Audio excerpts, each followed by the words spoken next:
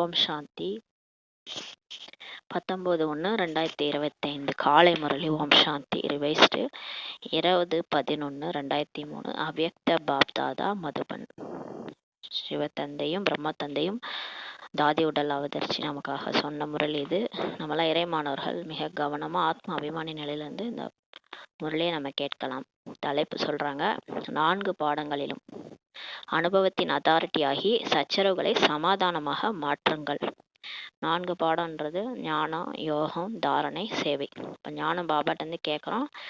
அப்புறம் பாபாவை நினச்சி இந்த கேட்ட ஞானத்தை சொரூபத்தில் கொண்டு வரணும், வாழ்க்கையில் கொண்டு வரணும். எல்லாத்துலேயுமே நமக்கு நடக்கிற பிரச்சனைகள்ல அந்த ஞானத்தை அப்ளை பண்ணணும். நம்ம ஞான சொரூபமாக மாறணும். மாறி அதுக்கப்புறம் தாரணை பண்ண பிறகு சேவை பண்ணணும். சேவை மற்றவங்க சொல்கிறது, மற்றவங்க சொல்கிறதுக்கு முன்னாடி நம்ம மாறணும். நம்ம மாறிட்டு சொன்னால் தான் மற்றவங்களுக்கு கேட்பாங்களே, இல்லைன்னா மற்றவங்க கேட்க மாட்டாங்க. அதனால் இந்த 4 பாடத்துலேயும் அனுபவம் இருக்கணும். அனுபவத்தின் அத்தாரிட்டி ஆகுங்க. அப்போ எல்லா சச்சரவுகளுக்கும் சமாதானமாக மாற்றுங்க. ஏன்னா இங்கே மாயா உலகத்தையே பிரச்சனையாக மாற்றி வச்சிருக்குது. அதனால் இந்த சச்சரவுகள்லாம் இப்போ நீங்கள் சமாதானமாக மாற்றுங்க. அப்போ நம்ம அந்த 4 பாடத்துலேயும் அனுபவத்தின் அத்தாரிட்டி ஆகணும். சும்மா வாயால் சொல்லக்கூடாது, அனுபவம் பண்ணணும் சொல்கிறாரு. இன்று பிராமண உலகை படைப்பவர் நாலாபுறமும் உள்ள தனது பிராமண குழந்தைகளை பார்த்து கொண்டிருக்கின்றார். பிராமண உலகை படைச்சவர் யார்? சிவபாபா பிரம்மா பாபா மூலமாக படைக்கிறாரு. நாலாபுரமும் எல்லாரையும் பார்த்துட்டு இருக்காரு பிகேஸை. இந்த பிராமண உலகம் சிறிய உலகம் சொல்கிறார் பாபா. ஆனால் மிக உயர்ந்த அன்பான உலகம் இது. சின்ன வீடு தான் இது. கொஞ்சம் பேர், முழு உலகத்துலேயும் யார் இதை ஞானத்தை நம்புகிறாங்க? கொஞ்சம் பேர் தான் வந்திருக்கிறாங்க இல்லையா?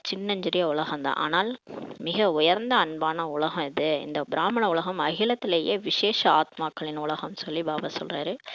இது உலகத்திலேயே பார்த்தீங்கன்னா எல்லாம் தேர்ந்தெடுத்திருக்கிறாரு. அப்படியே ரத்தனங்களா, அப்படியே வைரம் மாதிரி இருக்கிற ஆத்மாக்களா தேர்ந்தெடுத்திருக்கிறாரு. கடவுளே தேர்ந்தெடுத்த ஆத்மா, விசேஷ ஆத்மாக்களின் உலகம். ஒவ்வொரு பிராமணரும் கோடியில் சிலர், அந்த சிலரிலும் சில ஆத்மாக்கள்ன்றாரு. கடவுளே தேர்ந்தெடுத்திருக்காருன்னா அப்போ எந்த அளவுக்கு அவர் மதிப்பு வாய்ந்தவங்களா இருப்பாங்க யோசிச்சு பாருங்க. அவங்க எல்லாருமே கோடியில் சிலர், சிலரிலும் சிலர் அவங்க அப்படின்னு சொல்றாரு. இப்போ டிஃபெக்ட் இருந்தாலும் அவங்கெல்லாம் இப்போ சொர்க்கத்தில் நடித்து வந்தவங்க தான். அதனால் இப்போ இருக்கிற இதை ஸ்டேஜ் நம்ம பார்க்கக்கூடாது. கடவுள் என்ன பார்க்குறாரோ அந்த மாதிரி நம்மளும் பார்க்கணும். இவங்கெல்லாம் கடவுளால் தேர்ந்தெடுக்கப்பட்டவங்க, கோடியில் சிலர் அப்படின்ற மாதிரி நம்ம பார்க்கணும். ஏனெனில் தனது தந்தையை தெரிந்து கொண்டு தந்தையின் ஆஸ்திக்கு அதிகாரியாக ஆகியிருக்கிறாங்க. இதை உலகத்தில் கடவுள் வந்திருக்கிறத கண்டுபிடிச்சிட்டாங்க இல்லையா? நம்மளும் கண்டுபிடிச்சிருக்கிறோம். பிகேஸ் எல்லாருமே கண்டுபிடிச்சி தான் இந்த ஞானத்தை கேட்கவே வந்திருக்கிறாங்க. அப்போ கடவுள் வந்துட்டாரு அப்படின்றத அவரை தெரிஞ்சுக்கிட்டாங்க இல்லையா? அவர் எப்படி இருக்கிறாரு, பிரம்மா உடல்ல வந்திருக்கிறாரு, அவரு தான் சிவன் அப்படின்னு தெரிஞ்சுக்கிட்டாங்க. அந்த தெரிஞ்சுக்கிட்டவங்க தான் இப்போ பிகேவா இருக்கிறாங்க. அப்போ அவங்க எவ்வளோ ஸ்பெஷல், விசேஷ ஆத்மா தானே. அப்போ அவங்க பாபாவை தெரிஞ்சுக்கிட்டு தந்தையின் ஆஸ்திக்கு அதிகாரியாக ஆகியிருக்கிறாங்க இல்லையா? தந்தை எந்த அளவிற்கு உயர்ந்ததிலும் உயர்ந்தவரோ தந்தையை தெரிந்து கொண்டு அவரது குழந்தையானவர்களும் விசேஷ ஆத்மாக்கள்னு சொல்லி சொல்கிறார். இப்போ கடவுள் புகழ் பெற்றவர், எல்லா புகழும் இறைவனுக்கே, உயர்ந்ததிலும் உயர்ந்தவர், ஹையஸ்ட்லேயும் ஹையஸ்ட்டு. அவரையே தெரிஞ்சுக்கிட்டாங்கன்னா அப்போ அவரோட குழந்தைகள் கூட விசேஷ ஆத்மாக்கள்னு சொல்கிறாரு. ஒவ்வொரு பிராமண ஆத்மாவும் பிறவிலேயே பாக்கிய வள்ளல், தந்தை நெற்றியில் உயர்ந்த பாக்கிய ரேகை வரைய பெற்ற மிக சிரேஷ்ட பாக்கியவான் ஆத்மாக்கள் சொல்கிறாரு. பாருங்க, யாரையுமே சாதாரணமாக நம்ம ஒரு பிகேவுமே பிறவிலேயே பாக்கிய வள்ளல் அவங்கன்னு சொல்றாரு. பிறந்த உடனே பிரம்மா பாபா உடல்ல சிவபாபா தான் வந்திருக்கிறாருன்னு கண்டுபிடிச்சிட்டாங்க, ஒரு பிகேவோ ஆயிட்டாங்க, நம்பிட்டாங்க அப்படின்னா அவங்க பாக்கியத்தின் வள்ளல், தந்தை நெற்றியில் உயர்ந்த பாக்கிய ரேகை வரைய பெற்ற மிக சிரேஷ்ட ஆத்மாக்கள் அவங்கன்றாரு. அத்தைக்கே பாக்கியவான் என தன்னை இப்போ உணர்கின்றீர்களான்னு சொல்லி கேட்குறாரு. இப்போ உங்களை நீங்கள் அந்த மாதிரி உணர்றீங்களா? நான் எப்பேற்பட்ட ஆள், என்னை கடவுளே செலக்ட் பண்ணியிருக்காரு, கடவுள் யாருன்னு எனக்கு தெரியும், பிரம்மா பாபா உடலில் வந்திருக்கிறது தான் சிவன்றத எனக்கு தெரியும் அப்படின்ட்டு நீங்கள் நம்புறீங்களா? ஃபஸ்ட்டு உங்களை நீங்கள் பாக்கியவானா ஏற்றுக்கிறீங்களா? அந்த அளவுக்கு பெரிய ஆன்மீக போதையை அனுபவம் செய்கிறீங்களான்னு சொல்லி கேட்குறாரு. ஒவ்வொரு பிராமணன் உள்ளத்திலும் உள்ளபூர்வமான அன்பு பெருமிதத்தை தருகின்றார். இப்போ ஒவ்வொரு பிகேக்குமே இந்த முரளி படிக்கும் போது தான் நமக்கு அந்த ஒரு என்ன வருது, போதையே வருது. பெருமிதமே வருதுன்றாரு. இந்த பரமாத்மா அன்பானது முழு கல்பத்திலும் ஒருவர் மூலமாக ஒரு முறை மட்டும்தான் கிடைக்கின்றது. பாருங்க, இந்த சங்கம யுகத்துலதான். இத்தனை யுகம் நம்ம கடந்து 5000 வருஷம் நடிப்பு, ஆனாலும் இந்த சங்கம யுகம் 100 வருஷத்துலதான் நமக்கு அது நம்மள ரொம்ப கடைசியா வந்துருவோம். நமக்கு இப்பதான் அவருடைய அன்பே நமக்கு கிடைக்குது. ஒரு முறை மட்டும்தான் கிடைக்கின்றது. இந்த ஈஸ்வரிய போதை எப்போதும் ஒவ்வொரு செயலிலும் இருக்கிறதா? இப்ப நீங்க குழந்தை ஆயிட்டீங்க, இருந்தாலும் உங்களுடைய அந்த போதை, இப்ப பாபா போதை ஏத்துறாருல, இந்த போதை ஒவ்வொரு செயலிலும் இருக்குதான்னு சொல்லி கேக்குறாரு. நான் யார் தெரியுமா? நான் இறை மாணவன், நான் மாஸ்டர் சர்வசக்திவானுடைய குழந்தை. அந்த போதை இருக்குதா? அது நேரடி குழந்தைகள்னா எவ்வளவு ஒரு போதை இருக்கணும். ஏனெனில் உலகிற்கே நாங்கள் கர்மயோகி வாழ்க்கையை வாழ்பவர்கள் என்று சவால் விடுபவர்கள். இப்ப நம்ம உலகத்துக்கே என்ன பண்றோம்? சவால் விடுறோம். நாங்க பாபா நினைவுல காரியம் செய்யறோம். நாங்க ரொம்ப லேசா ஃபீல் பண்றோம். எல்லாரும் கஷ்டப்பட்டு செய்யற வேலையை நாங்க ஈஸியா செஞ்சிருவோம் அப்படிலாம் நம்ம சவால் விடுறோம் இல்லையா? கர்ம யோகி வாழ்க்கை நம்ம வாழறோம். அவ்வப்போது மட்டும் யோகம் செய்யும் யோகிகள் அல்ல. நம்ம அவ்வப்போது கொஞ்ச நேரம் மட்டும் யோகா பண்றவங்க நம்ம கிடையாது. 1 மணி நேரம் 2 மணி நேரம் மட்டும் கிடையாது. நம்ம வாழ்க்கையே யோகி வாழ்க்கை வாழ்பவர்கள்னு சொல்லி சொல்றாரு. நீங்க வாழ்க்கையே உங்களது யோகி வாழ்க்கை தான். நீங்க நடந்தாலும் ஃபரிஸ்தா, சுற்றினாலும் ஃபரிஸ்தா, பாபா என் கூடவே இருக்காரு. உக்காந்தா தூங்கினா கூட பாபா மடியில தான் படுத்து தூங்குவோம். அது எல்லாமே யோகி வாழ்க்கை தானே. யோகி வாழ்க்கையே வாழறவங்க என்பது சதா காலத்துமானதுன்றாரு. இயல்பாக மற்றும் நிரந்தரமானதுன்னு சொல்றாரு. 8 மணி நேரமோ 6 மணி நேரமோ யோகி வாழ்க்கை அல்ல. அவர் சொல்றாரு நமக்கு 8 மணி நேரமாவது நினைங்க, 6 மணி நேரமாவது நினைங்க. ஆனா யோகி வாழ்க்கையை வாழறவங்க சதா அவர் கூடயே வாழ்ந்துட்டு இருப்பாங்க. அவர் என் பக்கத்திலே இருக்கிற மாதிரி அனுபவம் செய்வாங்க. அவர் கூடவே வேலை செய்வாங்க, அவர் கூடவே தூங்குவாங்க. அந்த மாதிரி அவர் கூடவே வாழறவங்க இருக்கிறாங்க. யோகி வாழ்க்கை 8 மணி நேரம் பாபா நினைக்கிறேன், 6 மணி நேரம் நினைக்கிறேன்லாம் கிடையாது. யோகம் என்பது நினைவே பிராமண வாழ்வின் லட்சியமாகும் சொல்லி சொல்றாரு. யோகம் என்பது என்னதுன்னா நினைவுதான் சொல்றாரு. பிராமண வாழ்வின் லட்சியம் இயல்பாகவே நினைவு இருக்கும். இப்போ யோகம்தான் பிகே வாழ்வினுடைய லட்சியமேன்னு சொல்றாரு. இப்போ வாழ்க்கையில ஒரு லட்சியம் இருக்குன்னா அது ஞாபகம் இருக்கும் இல்லையா? நான் டாக்டரா போறேன், அது அவங்களுக்கு இயல்பாவே ஞாபகம் இருக்கும். இப்ப நமக்கு யோகா, இந்த பிராமண பிகே வாழ்வினுடைய லட்சியமே என்னன்னு பாத்தீங்கன்னா யோகா பண்றதுதான், பாபா நினைக்கிறது தான். அது இயல்பாகவே நினைவு இருக்கணுன்றது. லட்சியத்திற்கு ஏற்ப லட்சணமும் இயல்பாகவே வரும். எந்த அளவு நம்ம லட்சியம் இருக்குதோ நம்மளோட லட்சணமும் அந்த மாதிரி முகத்துல தெரிய ஆரம்பிச்சிடும். இப்போ ஒரு டாக்டர் ஆகிறோன்னா அந்த ஸ்டெத்தஸ்கோப்பையே பார்த்துட்டே இருப்பாங்க. அவங்க முகத்தையும் பார்த்தாலே ஒரு லட்சணம் வந்துடும். டாக்டர் அப்படியே கோட்லாம் போட்டா எப்படி இருக்கும், அந்த அவங்க மனக்கண்ணால் அதை பார்த்துட்டே இருப்பாங்க. ஒரு நாள் ஆயிடுவாங்க. அந்த மாதிரி நம்மளும் தேவதை ஆகணுன்றது நம்ம லட்சியம் போது நம்ம முகத்தை லட்சணமும் தானாவே வரும்ன்றார் தாதா. ஒவ்வொரு பிராமண ஆத்மாவின் நெற்றியிலும் மின்னுகின்ற அதிர்ஷ்ட நட்சத்திரை இப்போது பார்க்கின்றார். நம்ம எல்லாருமே அவர் தான் செலக்ட் பண்ணியிருக்கிறாரு. பிகேஸ் அவரு நெத்தியில பாக்குறாரு, நட்சத்திரத்தை மின்னுது பாக்குறாரு, ஆத்மா மின்னுது. பாப்தாதா எப்போதும் ஒவ்வொரு குழந்தையும் சிரேஷ்ட சுயமரியாதை உள்ளவராக சுயராஜ்ய அதிகாரியா தான் பாக்குறாரு. பிரம்மா பாபாவும் சரி, சிவபாபாவும் சரி, அவர் சாக்காரத்துல இருக்கும் போதும் இவர் தான் கிருஷ்ணர், நான் ஹையஸ்ட், மற்றவங்களாம் லோயஸ்ட்னு பார்த்ததே கிடையாது. எல்லா குழந்தைகளையுமே எல்லாமே தேவதையா தான் பார்த்தாரு. சொர்க்கத்துல தேவதைகள் இவங்கெல்லாம் அப்படிதான் பார்த்து பாலனை செஞ்சாரு. நான் பெரிய ஆளு, இவங்கெல்லாம் லோ அப்படின்னு அவர் பார்த்ததே கிடையாது. எல்லாரையுமே உயர்வா தான் பார்த்தார். அது மாதிரிதான் சிவபாபாவும் ஒவ்வொருத்தவங்களையும் சுயமரியாதை, சிரேஷ்ட சுயமரியாதை உள்ளவங்களா பாக்குறாரு. சுயராஜ்ய அதிகாரியா இப்பயே பாக்குறாரு. அந்த மாதிரி ஆகணும்ன்ற சுபபாவனை வைக்கிறார். அவ்வாறே நீங்களும் தன்னை சுயமரியாதை உள்ள ஆத்மா, நான் சுயராஜ்ய அதிகாரி ஆத்மா நான் எனும் அனுபவம் செய்றீங்களா அப்படின்னு கேக்குறாரு. அவரே உங்களை அப்படி பாக்குறாருன்னா அப்ப நான் அப்படித்தானே, கடவுளே என்ன அப்படி பாக்குறாரு. அப்ப நான் சுயமரியாதை உள்ள ஆத்மா, நான் சுயராஜ்ய அதிகாரி, இந்த உடம்பே இயக்கக்கூடிய ஆத்மா நான் அப்படின்ட்டு நினைக்கிறீங்களா? ஒரு நொடியில் நான் சுயமரியாதைக்குரிய ஆத்மா என நினைத்த மாத்திரமே சுயமரியாதைகள் எத்தனை பெரிய பட்டியல் வருகின்றது. சுயமரியாதை நமக்கு அவ்வளோ கொடுத்துருக்கிறாரு. அந்த நான் சுயமரியாதை உள்ள ஆத்மா, எனக்கு நானே மரியாதை கொடுத்துக்கிறேன். அப்ப நான் எத்தனை பட்டியல் வருது. நான் மாஸ்டர் சர்வசக்திவான் சிவசக்தி, நான் கல்பவருட்ச மரத்தின் வேர் பகுதியில் இருக்கக்கூடிய உயர்ந்த ஆத்மா நான் மூதாதையர் ஆத்மா, நான் என்னதான் ஆதார மூர்த்தியா வச்சிருக்காரு கடவுள். நான் ஆதார மூர்த்தி, உதாரண ஸ்வரூபம் எவ்வளோ விஷயம் நமக்கு வந்து பாபா சொல்லியிருக்கிறாரு. இது எல்லாமே வரணுன்றாரு. பெரிய பட்டியல் இருக்குன்றாரு.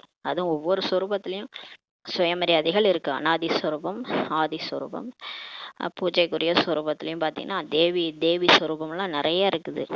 அப்போ சீதலா தேவி அந்த மாதிரிலாம் நம்ம எந்த ஒன்றாலும் எடுத்துக்கலாம். சொமானம் காலையில் எடுத்துக்கிட்டு அதுலேருந்து அப்படியே இருங்கன்றாரு. அந்த சொமானத்திலே இருங்க. நான் யார் தெரியுமா? இப்போதும் தனது சுயமரியாதை பட்டியல் நினைவு வந்ததான்னு சொல்லி கேட்குறாரு. இப்போ உங்களுக்கு சொன்ன உடனே சுயமரியாதைன்னு சொன்ன உடனே சொமான்னு எல்லாம் ஞாபகம் வந்ததான்னு கேட்குறாரு. நான் கர்மயோகி ஆத்மா, நான் வந்து மாஸ்டர், ஞான கடல், அப்புறம் பிந்து சுரூபம், இப்படியெல்லாம் எவ்வளோ சுமானங்கள் இருக்குது. நீண்ட பட்டியல் தானேன்னு சொல்லி சொல்றாரு. அது எழுதணும்னா முடியாது, இன்னைக்கு ஒரு நாள் பத்தாது. அவ்வளோ சுயமரியாதை கொடுத்துருக்காரு. சுயமரியாதை அபிமானத்தை, நான் என்றும் அகந்தையை அழித்து விடுகின்றது. பாபா சொல்றாரு, ஈஸியா நீங்க தேக அபிமானத்தை உடைக்கலாம், மாயாவே அழிச்சிடலாம். எப்படின்னா சுயமரியாதையில இருந்தாலே போதும். பாபா கொடுக்குற அந்த சுயமரியாதை நீங்க இருந்தாலே ஈஸியா அந்த நான் என்ற அபிமானம், அகங்காரமே அழிஞ்சிருதுன்றாரு. ஏனெனில் சுயமரியாதை என்பது பெருமிதமாகும் சொல்லி சொல்றாரு. சுயமரியாதைன்றதே நமக்கு நாமே கொடுத்துக்கிற மரியாதை. இப்போ வந்து அந்த உலக மரியாதை கிடையாது. அந்த தேக உணர்வுல நான் ஹிந்து, முஸ்லீம், கிறிஸ்டின் அந்த மாதிரி கிடையாது.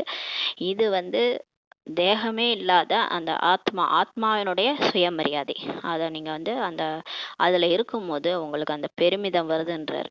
அப்ப கடவுள் நினைவும் வருது. அப்ப வந்து அது என்ன ஆயிடுதுன்னா தேகாபிமானத்தை அழிச்சிடுது. ஆகவே உயர்ந்த அபிமானம் விதவிதமான அசுத்த தேக அபிமானங்களை அழித்து விடுகின்றது. அதனால இந்த உயர்ந்த அபிமானம் இருக்கு இல்லையா, நம்மளுடைய அந்த சுயமரியாதை, இது விதவிதமான இந்த காமம், கோபம், பற்று, ஆசை, அகங்காரத்தை எல்லாத்தையும் அழிச்சிருதுன்றாரு. மாயாவே அழிச்சிருதுன்றாரு இந்த சுயமரியாதை. அப்ப அந்த மாதிரி இருக்க முடியுதா? நாள் முழுதும் அப்படியே ஆன் பண்ணிடணும், சுயமரியாதையை ஆன் பண்ணிடணும். அதை எப்படி சுவிட்சை ஆன் பண்றோமோ, எப்படி லைட்டு சுவிட்சை ஆன் போட்ட மாத்திரமே இருள் ஓடிடுறது இல்லையா, லைட் ஆன் பண்ணோடனே அந்த வெளிச்சம் வந்துடுது. அது மாதிரி இருளை விரட்ட வேண்டியதில்லை. அதாவது அந்த நான் தேகம்ன்றத அப்படியே விரட்ட தேவையில்ல. ஆத்மான்றது ஆட்டோமேட்டிக்கா ஆன் ஆயிடுது சுயமரியாதையில இருந்தான்னு சொல்லி சொல்றாரு. அதனால சுவிட்சை ஆன் பண்ணிட்டோம்னா அது இருள் தானா போயிடுது. இருளை நீங்க போய் போன்னுலாம் சொல்ல தேவையில்ல, தானாவே சுவிட்ச் ஆன் பண்ணோடனே இருள் போயிடுது. லைட் எரிஞ்சோடனே இருள் போயிடுது. இருளை அகற்ற முயற்சியே தேவைப்படுதில்லை. அதனால பாபா சொல்றாரு, எதுக்கு நான் தேகம் இல்லை, நான் ஆத்துமான்னு பயிற்சிலாம் பண்றீங்க? ஆட்டோமேட்டிக்கா நான் சிவசக்தி, நான் இறைமானவன் அப்படின்ற அந்த போதையில கொண்டு வந்துருங்க. எப்படி பிரம்மா பாபா இருந்தாரு, நான் தான் கிருஷ்ணர்ன்ட்டு, அவருக்கு இயல்பாகவே அது வந்துருச்சு. அந்த மாதிரி அவருக்கு ஈஸியா இருந்தது சுயமரியாதையில இருக்கிறது. நம்மளும் அதை வந்து ஃபர்ஸ்ட் நம்பணும், நம்பிக்கை இருக்கணும். கடவுளே என்னை தேர்ந்தெடுத்திருக்காரு அப்படின்ற அந்த ஒரு சுயமரியாதையை நீங்க கொண்டு வரும்போது அப்படியே சுவிட்ச் ஆன் போட்ட மாதிரி இருள் தானா உங்களை பிடிச்ச அந்த தேக அபிமானம் போயிடும். ஆனா சுவிட்சை போட்ட மாத்திரமே இருள் தானாகவே அழிந்து விடுகின்றதுன்னு சொல்லி சொல்றாரு.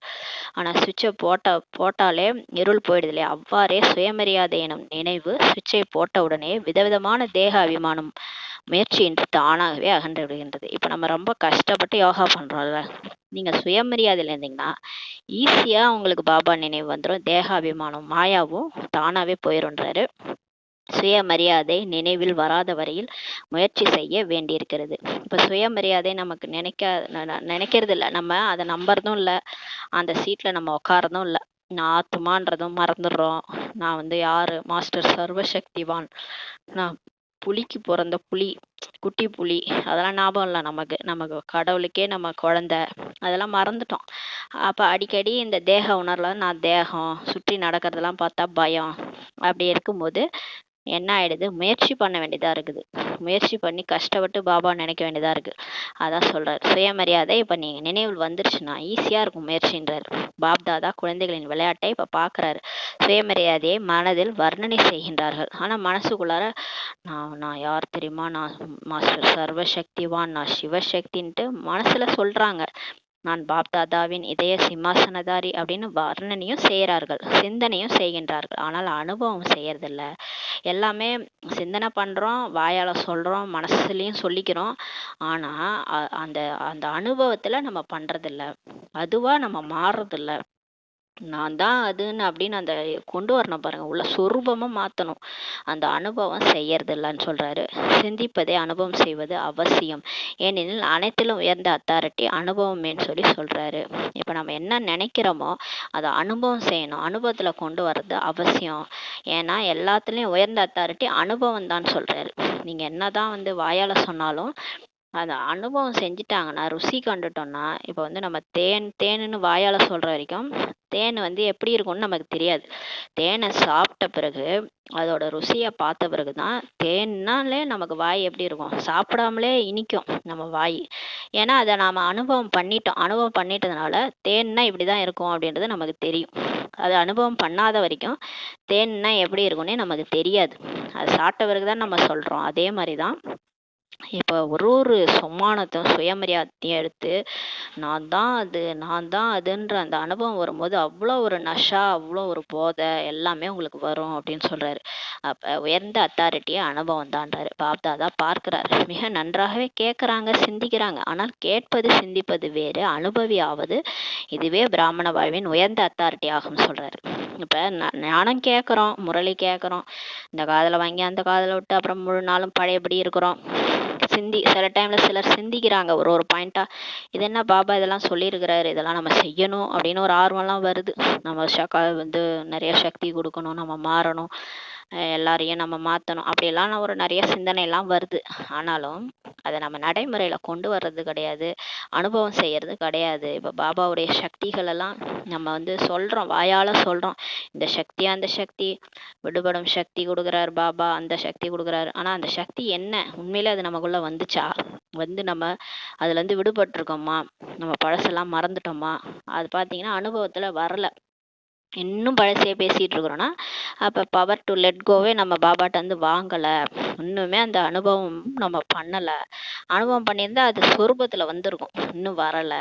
இன்னும் நம்ம பழசையே பேசுறோம், பழசை நினைச்சு அழுகுறோம் அப்படின்னா நம்ம பவர் டு லெட் கோவே அந்த சக்தியே நமக்குள்ளார வரலை, அனுபவம் ஆகலை. அதான் பாபா சொல்றாரு. இப்போ எல்லாத்தையும் நீங்க கேட்குறீங்க, சிந்திக்கிறீங்க, ஆனா நடைமுறையில அனுபவம் ஆகிறது இல்லை. இதுதான் பிராமண வாழ்வு. இப்போ அனுபவம் செய்யறது தான் பிராமண வாழ்வின் உயர்ந்த அத்தாரிட்டி. அதனாலதான் சொல்றாரு, நேற்று முறையில கூட சொன்னாரு, நீங்க எல்லாருக்கும் இப்ப சக்தி அனுபவம் செய்ய வைக்கணும், நீங்க அதுக்காக யோகா செய்யணும். யோகா பண்றது பெருசு இல்லை, எல்லாரையும் யோகத்தின் மூலமா அடைஞ்ச சக்தியை அனுபவம் செய்ய வைக்கணும் அப்படின்னு சொல்லியிருந்தாரு. பக்திக்கும் ஞானத்திற்கும் இடையே வேறுபாடு இருக்குது. பக்தியில ரசனையுடன் ஆனந்தத்தில் திளைப்பார்கள். பக்தியில அப்படியே கடவுளை பார்த்தாலே அதை கிட்டக போய் அந்த மூலஸ்தானத்துல போனோடனே அப்படியே அந்த ஆனந்தம் வந்துடும் நிறைய பேருக்கு. சும்மா ஒரு நொடி தரிசனம், அதுலயே அவங்க எல்லாத்தையும் அடைஞ்ச மாதிரி திருப்தி அடைவாங்க. சிந்தனையும் செய்வார்கள், ஆனால் அனுபவம் செய்ய மாட்டாங்கன்றாரு. அது அந்த அளவுக்கு நஷாலாம் அவங்களுக்கு வராது. ஞானி என்பதன் பொருளே ஒவ்வொரு சுயமரியாதையும் அனுபவம் செய்வதாகும் சொல்றாரு. இப்ப ஞானினாலே என்னது, பிகேனாலே நம்ம ஒரு பாபா கொடுத்துருக்கிற நம்மளை உயர்த்துறாரு. அவர் நம்ம ரொம்ப லோவா கடந்தோம், நம்மளை உயர்த்துறாரு. அந்த உயர்ந்த அந்த சுயமரியாதையை கொடுக்குறாரு.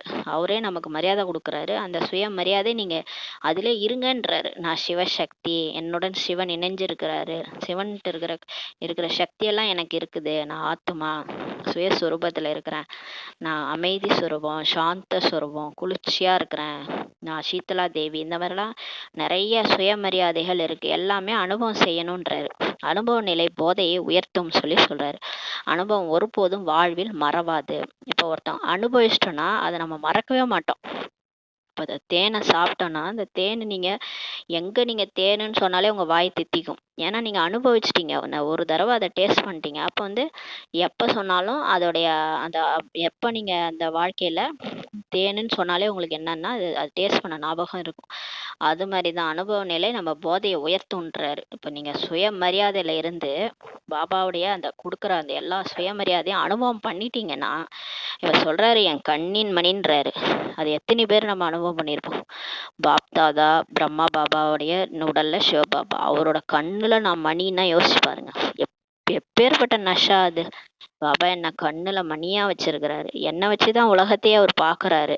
அப்ப என் கண்ணுல வந்து என் கூடவே இருக்கிறாரு அப்படின்னா நான் தான் அவருடைய கண்ணின் மணியா இருக்கிறேன். அப்படி ஒரு அனுபவம் பண்ணி பாருங்க. அப்ப எந்த அளவுக்கு உயர்வா என்ன பாபா வச்சிருக்கிறாரு அப்படின்ட்டுலாம் நம்ம அதை அனுபவம் செய்யும் போது அந்த ஏற்படுற நஷாவே வேற மாதிரி இருக்கும். அதான் சொல்றாரு, அதை மறக்காது. கேட்டது சிந்தனை செய்வது மறந்து போகும். இப்ப நம்ம முரளி கேட்குறோம், சிந்தனை செய்கிறோம், மற்றவங்க சொல்றாங்க, அதை காதால கேட்குறோம், நம்மளும் சிந்தனை பண்றோம், அதோட மறந்துட்டு பழையபடி இருக்கிறோம். அது மறந்துடும். ஆனா நீங்க இப்ப அனுபவம் செய்றீங்க பாருங்க, ஒவ்வொரு சொமானத்தையும் எடுத்து நான் யார் தெரியுமா அப்படின்ட்டு ஒரு ஒரு சொமானத்தையும் அனுபவம் செய்யும் போது ஒருபோதும் அது குறையவே குறையாது, எப்பயும் மறக்காது, குறையாதுன்னு சொல்லி சொல்றாரு. எனவே பாப்தாதா குழந்தைகளுக்கு இதனையே நினைவூட்டுகிறார். இப்ப கடவுள் நமக்கு இப்ப இதை தான் சொல்லி கொடுக்குறாரு. பகவான் தந்தையிடம் கேட்ட ஒவ்வொரு விஷயங்களையும் அனுபவம் செய்து அனுபவமூர்த்தி ஆகுங்கள். இப்ப முரளி கேட்கும் போது சாதாரணமா அந்த லைனை கேட்காதீங்க.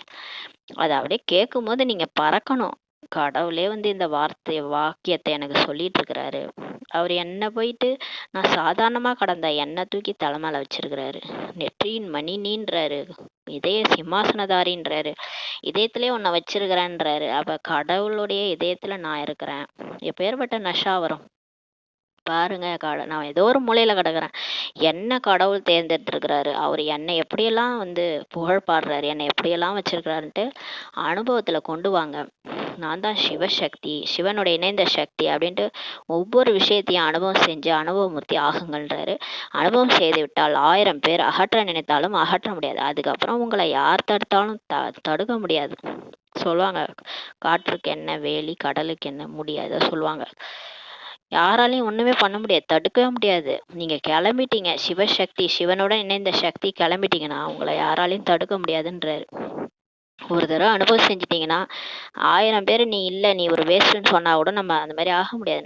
நான் யாரு தெரியுமா அப்படின்ட்டு நம்ம அந்த சுமானத்திலே சுயமரியாதையிலே நம்ம இருப்போம். மாயாவும் அனுபவத்தை அகற்ற முடியாது. இந்த மாயா தான் நம்மள என்ன சொல்லும், மற்றவங்க மூலமா சொல்லும், நீ எல்லாம் வேஸ்ட், நீ வந்து கடவுள் சமானமா ஆக முடியாதுன்ட்டு மாயா சொல்லும். ஆனா நம்ம வந்து அனுபவம் பண்ணிட்டோம்னா நம்மளோட அனுபவத்தை அகற்ற முடியாது, மாயாவால கூட அகற்ற முடியாதுன்றாரு. உடல் வந்த உடனேயே நான் இன்னார் என்பது எவ்வளவு உறுதியாக நினைவில் இருக்கிறது. இப்ப வந்து நம்ம உடல் உணர்வு நல்லா வருது இல்ல, இந்த பேரை சொல்றோம், ஊரை சொல்றோம், அதான் நானுன்ட்டு நல்லா இருக்குது. எப்போதாவது உடலின் பேர் உங்களுக்கு மறந்து போகுதா? நான் தான் இந்த உடல்ன்றது அப்படியே எப்படி இருக்குது, அந்த அளவுக்கு 63 ஜென்மம் நான் உடல்ன்றது அப்படியே ஊறி போய் கிடக்குது. ஆனா உண்மையிலே உடல் நம்ம கிடையாது. இந்த உடலை விட்டோம்னா இப்போ விட்டா கூட நம்ம ஆத்மா பறந்து போயிடுவோம், இந்த உடம்ப கொண்டு போய் எரிச்சிருவாங்க. ஆனா இந்த உடல் தான் நான்றது எந்த அளவுக்கு பதிவாயிருக்குது. ஏன்னா அது நம்மளோட பழக்க வழக்கம். யாரேனும் உங்களை பார்த்து நீங்கள் இவர் இல்லை என்றால் ஏற்றுக்கொள்வீரா? இப்ப நம்ம பேரை சொல்லி நீ அது கிடையாதுன்னு சொன்னா நமக்கு எவ்வளவு கோவம் வரும். நான் தான், என் பேரே அதான் வச்சிருக்கிறாங்க, நீங்க என்ன இப்படி சொல்றீங்க, நான் தான் அதுன்ட்டு அடிச்சு பேசுவோம் இல்லையா? அவ்வாறே ஒவ்வொரு சுயமரியாதையின் பட்டியலும் அனுபவம் செய்து விட்டால் மறவாது. பாபா சொல்றாரு, எப்படி பேரு நான் அந்த பேரு நீங்க இல்லைன்னு சொன்னா உங்களுக்கு எவ்வளவு இது வருது, அது மாதிரி ஒவ்வொரு சுயமரியாதையும் நான் தான்றதை அனுபவம் பண்ணுங்க. கடவுள் கொடுத்துருக்காருல அந்த சமானம், ஒரு மாஸ்டர் சர்வ சக்திவான், நான் சிவசக்தி, நான் தான் வந்து சீதலா தேவி, கடவுள் கொடுத்துருக்கிற எல்லா சுயமரியாதையும் நான் தான் இறை மாணவன், நான் இறைவனுடைய குழந்தை, எல்லாமே எவ்வளோ சுயமரியாதை இருக்கு, பட்டியலே இருக்குது. அதையெல்லாம் நீங்க அனுபவம் பண்ணிட்டீங்கன்னா மறக்காதுன்றாரு. அப்புறம் நான் தான் அதுன்றதை யாராவது மாத்தி சொன்னா கூட உங்களுக்கு என்ன ஆகும்? அடப்போங்க, நான் தாங்க அது, கடவுள் என்னதான் சொல்லிட்டு இருக்கிறாரு அப்படின்னு நம்ம சொல்லுவோம். ஆனால் பாப்தாதா பார்க்கின்றார், ஒவ்வொரு சுயமரியாதையும் ஒவ்வொரு ஞான கருத்துக்களிலும் அனுபவம் பெறுவது வரிசை கிரமமாகவே இருக்குது. ஆனாலும் பாபா பாக்குறாரு, எல்லாருக்கும் அந்த நம்பிக்கை இல்லை. இன்னும் பிரம்மா பாபாவோட எல்லாம் சிவபாபா தான் வந்திருக்கிறாருன்றது கூட நம்பாம கூட நிறைய பிகிஸ் இருப்பாங்க. அந்த அளவுக்கு நம்பிக்கை இருக்கிறாது. அந்த மாதிரி வரிசைகரமா இருக்குதுன்றாரு. ஒவ்வொரு சுயமரியாதையும் ஒவ்வொரு ஞான கருத்துக்களையும் அனுபவம் பெறுவது வரிசை கிரமமா தான் இருக்குதுன்றாரு. ஏன்னா எல்லாரும் இப்ப நம்மளே வந்து எந்த அளவுக்கு நம்ம முரளியை வந்து படிக்கிறோம். ஜானகி தாதினா ஒரு நாள் பாபா வந்து 6 தடவை படிக்க சொன்னாராம், இவங்க 21 தடவை படிச்சாங்களாம் ஒரு நாளைக்கு. அது மாதிரி நிறைய தடவை அவங்க படிக்கிறாங்கன்னா அப்ப பாருங்க, அப்ப ஞான கருத்துக்கள் எப்படி அனுபவம் ஆகும். நம்ம ஒரு தடவை படிக்கிறோம், ஒரு 2 3 தடவை கேட்குறோம், அவ்வளவுதான். அப்புறம் தூக்கி புக்கை வச்சுட்டு மற்ற வேலையை பார்க்குறோம். அது மறுநாள் முறையிலேயே படிக்கிறோம். அப்போ எந்த அளவு நமக்கு ஞான கருத்துக்கள் அனுபவமாகுது, இதெல்லாம் கூட வரிசை கிரமமாக இருக்குன்றாரு. அதனால தான் நமக்கு அவங்களுக்கும் டிஃப்ரென்ஸ் இருக்குது, வரிசை கிரமமாக இருக்குது. பிரம்மா பாபாவும் நம்மளும் ஒன்றாக முடியாது. ஏன்னா அவங்களோட முயற்சி வேற, பயிற்சி வேற. பிரம்மாவுடைய பயிற்சிலாம் வேற. அவங்களாம் இந்த இத்தனை வருஷம் முயற்சியில் அவங்க பக்தர்களே அவங்க முன்னாடி வர வச்சுட்டாங்க. நம்ம என்ன செஞ்சுட்டு இருக்கிறோம்? அதாவது நம்ம வசீகரமா இருக்கிறோன்றார். ஒரு முறை நான் ஆத்மா எனும் அனுபவம் செய்து விட்டால் ஆத்மாவன்றி வேற என்ன இருக்கும் சொல்லி சொல்றார். ஒரு தடவை நீங்க அந்த ஆத்மா தான் நான்றதை அனுபவம் பண்ணிட்டு, தேகமே நான் இல்லைன்ட்டு அனுபவம் பண்ணிட்டீங்கன்னா அதுக்கப்புறம் வேற என்ன இருக்கும்? ஆத்மா தான் இருக்கும். தேகத்தை தான் எனது என்று சொல்கின்றீர்கள், ஆனால் நானும் ஒரு ஆத்மா தான் என்றால் பிறகு தேக உணர்வு எங்கிருந்து வந்ததுன்னு சொல்லி கேட்குறாரு. இப்போ இந்த தேகம் தான் நானுன்னு நினச்சிட்டு இருக்கிறீங்க, ஆனால் நம்ம ஆத்மா தான் உண்மைன்னும் போது அப்புறம் தேக உணர்வு உங்களுக்கு எப்படி வருது? ஏன் வந்தது? ஏன்னா காரணம் 63 பிறவிகளான பயிற்சி. 63 பிறவியா நான் தான் இந்த தேகம்னு பல தேகம், அது 63 தேகம் எடுத்துருக்குறோம். அதுதான் நானே வாழ்ந்துட்டு அப்புறம் செத்து போயிட்டு அப்புறம் திரும்ப வேற உடல் எடுத்து திரும்ப அந்த உடல் தான் நான் நினச்சிக்கிட்டு இப்போ இந்த கடைசியா இந்த உடல்லையும் நான் நினச்சிட்டு இருக்கிறோம். எவ்வளோ ஒரு லூஸ்தனமா இருக்கு பாருங்க நம்ம நினச்சிட்டு இருக்கிறது. ஆனா இந்த உடம்பு நம்ம கிடையாது. நம்ம ஆத்மா, உயிர். நம்ம பறந்து போயிடுவோம், ஆனா இந்த உடம்பு போயிடும். நான் தேகம் எனும் தலைகீழான பயிற்சி உறுதியாக இருக்குது. பாபா சொல்றாரு, தலைகீழா தொங்கிட்டு இருக்கிறீங்க அப்படின்றாரு. தலைகீழான இந்த பயிற்சி மட்டும் கரெக்டா இருக்குது, பர்மனண்டா இருக்கு. அதை பாபா மாத்துறதுக்குள்ளார படாத பாடுபடுறாரு.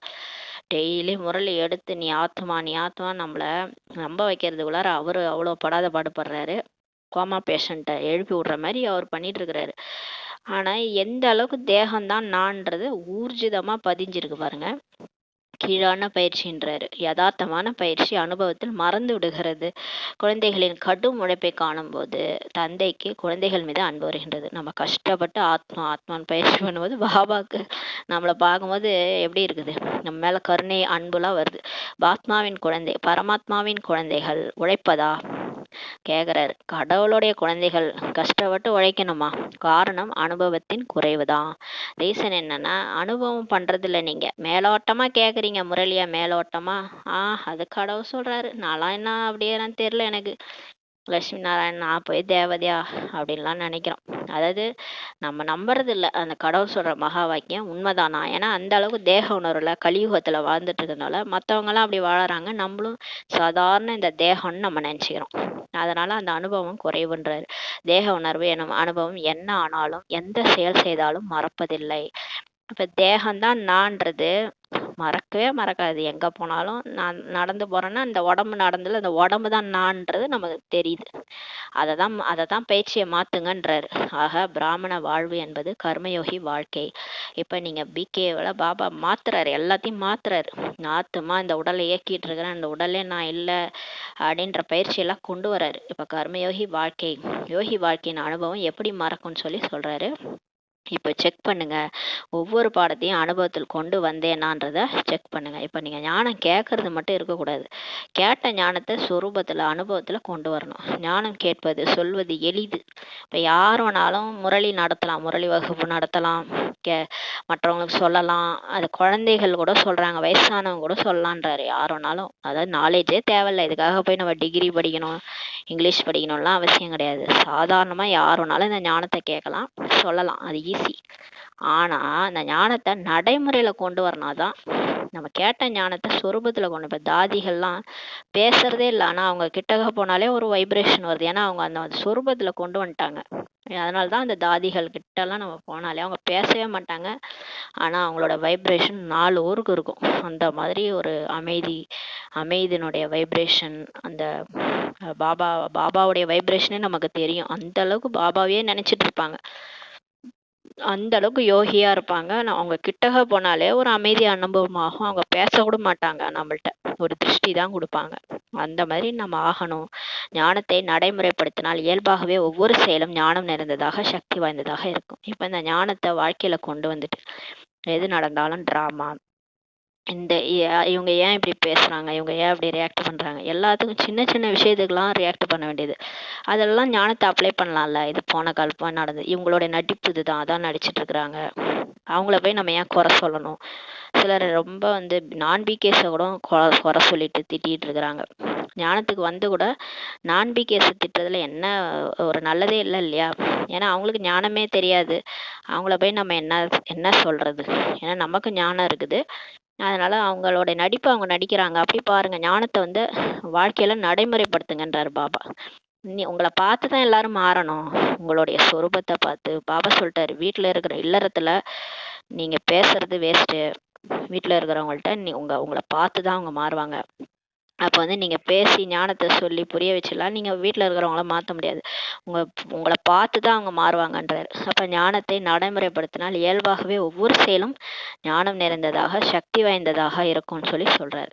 அப்போ நம்ம வாழ்க்கையில் கொண்டு வந்துட்டோம்னா நம்மளுடைய ஒவ்வொரு காரியமே, நம்ம எண்ணம் சொல் செயல், நம்ம நினைக்கிறது கொண்டு பேசுறது கொண்டு நம்ம செய்யறது எல்லாமே எப்படி இருக்கும்னா சக்தி வாய்ந்ததாக இருக்கும். எட்ட பார்க்கும்போது யாரோ ஒரு ஃபரிஸ்தார் செஞ்சிட்டு இருக்கிறாங்கன்ற மாதிரி தோணும். ஞானமே ஒளியும் சக்தியுமாக உள்ளது. அவ்வாறே யோகி ஸ்வரூபம், யோக நிலை, யுக்தி ஸ்வரூபம், தாரணை ஸ்வரூபம் என்றாலே ஒவ்வொரு செயல், ஒவ்வொரு கர்மேந்திரியம், ஒவ்வொரு குணத்திலும் நடைமுறைப்படுத்துவதாகும் சொல்லி சொல்றாரு. பாருங்க, இப்ப ஞானமே எப்படி இருக்குன்னா, இந்த ஞானம் வந்து ஒளியா மாறுதுன்றாரு, லைட் ஆகுது அப்படின்றாரு. நமக்கு வந்து ஒளியா மாறுறது இந்த ஞானம், சக்தியுமாவும் இருக்குது. இந்த ஞானம் நமக்கு சக்தியும் கொடுக்குது. இந்த முரளி சாதாரணமா கிடையாது. 1 மணி நேரம் நமக்கு பாபா சக்தி கொடுத்துட்டு இருக்கிறாரு. கேட்க கேட்க நமக்குள்ளார ஆத்மால ஒளி நிரம்புது, சக்தி நிரம்புது. அவ்வாறே தான் பாபா நினைக்கிறதும். யோகி ஸ்வரூபம், யோக நிலை, யுக்தி ஸ்வரூபம், தாரணை ஸ்வரூபம், இதெல்லாம் என்னன்னா நம்ம ஒவ்வொரு செயல்லையும், ஒவ்வொரு கர்மேந்திரியலையும், ஒவ்வொரு குணத்திலையும் நம்ம நடைமுறைப்படுத்துறது தான் சொல்லி சொல்றாரு. அப்பதான் அது வந்து சொரூபமா மாறும்னு சொல்லி சொல்றாரு. கேட்ட ஞானத்தை வாழ்க்கையில நடைமுறைப்படுத்தணும். ஒவ்வொரு நம்மளுடைய கர்மேந்திரியம், நம்மளுடைய செயல், நம்மளுடைய கண்ணு காது எல்லாத்துலேயும் அப்ளை பண்ணணும். அப்ளை பண்ண உடனே அதை வந்து நம்ம தாரணையில வந்துடும். தாரணை பண்ணிட்டு சொல்லும் போது எல்லாரும் கேட்பாங்க. எல்லாரும் நம்மள என்ன கேட்பாங்க, நீ பெரிய ஒழுங்கா நீ சொல்ல வந்துட்டேன்னு கேட்பாரு. பண்டிதர் மாதிரின்னு சொல்லுவார் பாபா. அந்த மாதிரி ஆயிடும். அதனால எல்லாத்தையும் சொரூபமாயிட்டு சொல்லுங்கன்றாரு. சேவையில் அனுபவி, சேவாதாரி என்றாலே நிரந்தர இயல்பான சேவாதாரி. மனம் சொல் செயல் உறவு முறையில் ஒவ்வொரு செயலிலும் இயல்பாகவே சேவை நடைபெறும்ன்றார். சேவாதாரினாலே நம்ம போய் ஞானத்தை சொல்லி டைம் ஒதுக்கி அதெல்லாம் சேவாதாரியில. நிரந்தரமான சேவாதாரி யாருன்னா, எண்ணம் சொல் செயல்ல உறவு தொடர்புல இயல்பாகவே ஒவ்வொரு செயல்லையும் நீங்க வேலை செஞ்சாலும் உங்களை பார்த்தா சேவை, நீங்க அப்போ கூட சேவாதாரி தான். நீங்க வந்து கர்மயோகியா இருந்து சேவை செய்றீங்க, நடந்தாலும் சுற்றினாலும் படுத்தாலும் எல்லாமே சேவை, இயல்பாக சேவை நடைபெறும்ன்றார். சேவாதாரினா, நிரந்தர சேவாதாரினா அப்படிதான். நீங்க என்ன காரியம் செஞ்சாலும் அது சேவைதான்றார். இதனையே 4 பாடங்களிலும் அனுபவசாலி என்பதாகும் சொல்லி சொல்றார். இப்போ புரிஞ்சுதா? 4 பாடத்திலும் எப்படி அனுபவசாலி ஆகிறது? ஆக அனைவரும் எவ்வளவு தூரம் அனுபவி என்பதை இப்போ செக் பண்ணுங்கன்றார். இந்த முரளி வந்து ரொம்ப ஆழமான முரளி. இப்போ வந்து நீங்க எந்த அளவுக்கு மாறி இருக்கிறீங்க, அனுபவி ஆயிருக்கீங்களா? அந்த இவ்வளோ முரளி கேட்டீங்களே, அதுல அனுபவம் பண்ணியிருக்கிறீங்களான்ட்டு செக் பண்ணுங்க. ஒவ்வொரு குணத்திலும் சக்தியிலும் அனுபவி ஆகுங்கன்னு சொல்லி சொல்றாரு. இப்போ ஒவ்வொரு குணமா அன்பு, அமைதி, சுகம் எல்லாம் பாபா கொடுக்குறாரு. தூய்மை எல்லாம் கொடுக்குறாரு. அந்த ஒவ்வொரு குணத்தையும் எனக்குள்ளார வந்திருக்கா? நான் அன்பா இருக்கிறேனா? அன்பு எனக்குள்ள நிரம்பி இருக்கா? நான் மற்றவங்களுக்கு அன்பு கொடுக்குறேனா? இல்லை நான் எனக்கு இன்னும் கோபம் வருதா? செக் பண்ணுங்க. அந்த குணம்லாம் எனக்குள்ளார நிரம்பி இருக்கா? சக்தி எனக்குள்ள இருக்கா? என்னை சாட்சியா பார்க்குற சக்தி இருக்கா? பழச மறக்கிற சக்தி இருக்கா? இன்னும் பழசையே பேசிட்டு இருக்கிறேனா? பவர் டு லெட் கோ எனக்குள்ள வந்துருச்சா? இல்லை நான் இன்னும் யோகா பண்ணணும். அப்போ பாபாவை நான் நிறைய நினைச்சாதான் எனக்கு சக்தி வரும். அப்போ இது எல்லாத்துலேயும் அனுபவி ஆகுங்கன்றாரு. அனுபவமே தக்க சமயத்தில் உதவும் என்பார்கள். சொல்லுவாங்க இல்லையா, நம்ம என்ன செய்யறோமோ அது வந்து நேரத்துக்கு உதவும்னு சொல்லி சொல்லுவாங்க. அதனால இங்க அனுபவம், இப்ப என்ன அனுபவம் பண்றீங்களோ அது தக்க டைம்ல உங்களுக்கு உதவுன்றாரு. அனுபவியின் அனுபவமானது எந்த சூழலும் ஒரு நொடியில் சமாதானம் செய்வார்கள்னு சொல்லி சொல்றாரு. இப்ப அனுபவியா இருக்கிறவங்க, அவங்க வந்து வாழ்க்கையில பாபா சொல்ற ஒவ்வொரு விஷயத்தையும் அனுபவம் பண்ணுவாங்க. அவங்க எந்த சூழ்நிலையும் கஷ்டமான சூழ்நிலையே இருந்தா கூட, இப்ப புயலே எடுத்துட்டு வரும் மாயா, நிறைய பிரச்சனைகளை கொண்டு வரும். அந்த டைம்ல கூட 1 செகண்ட்ல சமாதானம் செய்வாங்க. எல்லாரையும் சமாதானம் ஆக்கிடுவாங்க. பெரிய பிரச்சனையை வெடிக்க வேண்டிய இடத்துல சாதாரணமா முடிஞ்சிடும். ஏன்னா இவங்களோட அனுபவம் அந்த மாதிரின்றாரு. இன்னல் ஆகாது, துன்பன்றதே அவங்களுக்கு துன்பமா இருக்காது, சமாதானமாகும். புரிந்ததான்றாரு. அப்ப அவங்க இருக்கிற இடத்துல அவங்களும் சமாதானமா ஆயிடுவாங்க, மற்றவங்களையும் அமைதி சுரூபமா ஆக்கிடுவாங்க. புரிந்ததா? அந்த மாதிரி இருக்கணும். இப்போது நேரத்தின் அருகாண்மை தந்தைக்கு நிகராவதற்கான அருகாண்மை சமாதான சுரூபத்தை இப்போது அனுபவம் செய்கன்னு சொல்றாரு. டைம் நெருங்கி வருது, பாப் சமான் ஆகணும். இந்த மாதிரி ஆயிட்டாங்கன்னா போதும். இந்த மாதிரி 108 பேர் ரெடி ஆயிட்டாங்கன்னா முடிஞ்சிடும் உலகம். வெகு காலமாக சச்சரவுகள் வருவதும் அதற்காக சமாதானம் செய்வதற்கான முயற்சியிலேயே இருந்தீங்க. நம்ம இவ்வளோ காலமா போராடிட்டு இருந்தோம் அந்த மாயா கூட. நம்ம ஞானம் அடைஞ்சதுலேருந்தே நமக்குள்ளார இருக்கிற வீக் பாயிண்ட்டும் வெளியே வந்துச்சு. அதனால நிறைய பிரச்சனைகளும் வந்துச்சு, சச்சரவும் வந்துச்சு. எல்லாரு கூடயும் எல்லாரும் கோச்சிக்கிட்டு போனாங்க. அவங்கள சமாதானம் பண்றதுக்கே நமக்கு டைம் போயிடுச்சு. நிறைய பிரச்சனைகள் அதுல இருந்து நம்ம வெளியே வர்றதுக்கு நம்ம வாழ்க்கையில நிறைய நடந்தது. அதுல இருந்தெல்லாம் சமாதானம் ஆகி வெளியே வர்றது முயற்சியிலேயே இவ்வளோ நாள் போயிடுச்சுன்றாரு.